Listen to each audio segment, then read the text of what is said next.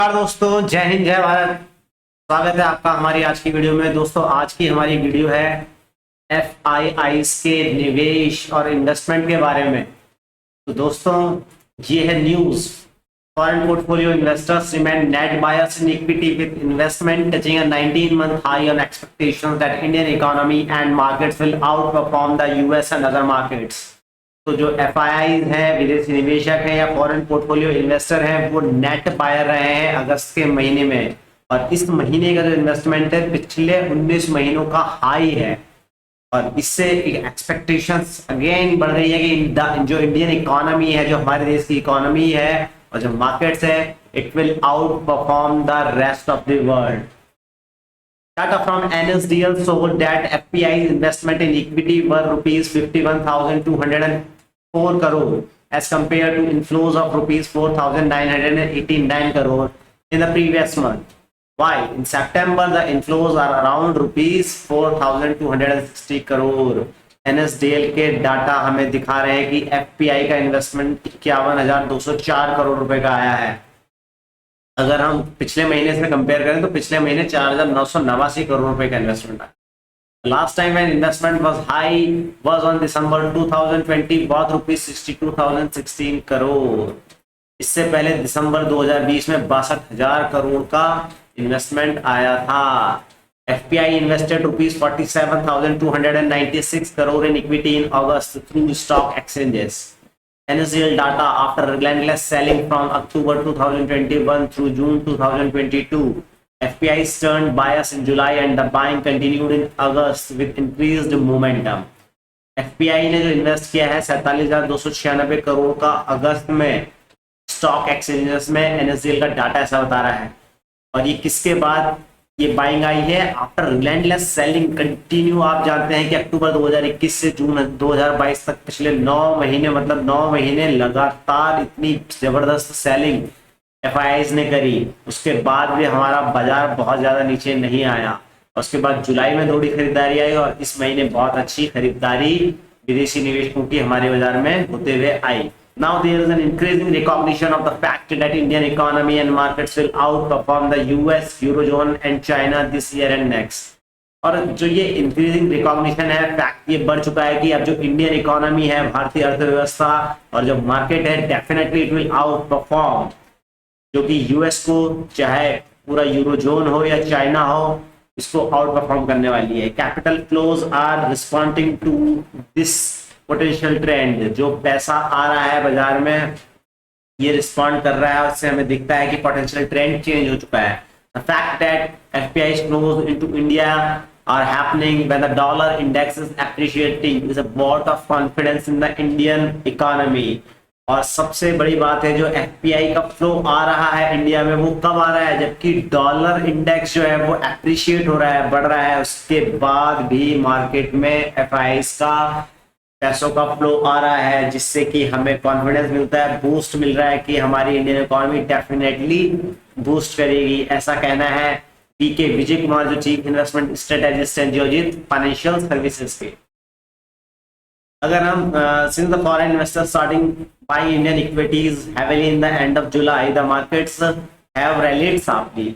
जब से FPIs ने खरीदना शुरू करा है तो काफी अच्छी रैली आ भी चुकी है। सेंसेक्स और निफ्टी दोनों ही 7% से ऊपर यहाँ पर बढ़ चुके हैं। दोस्तों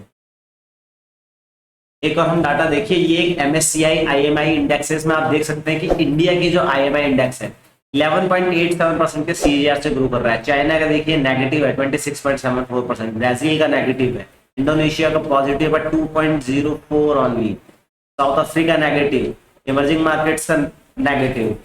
ग्रोथ देखिए, हमारी जो प्रोजेक्टेड ग्रोथ है 19.4% है। And the GDP of India is in a phase where it can double in next 5 to 6 years, refer IMF estimates.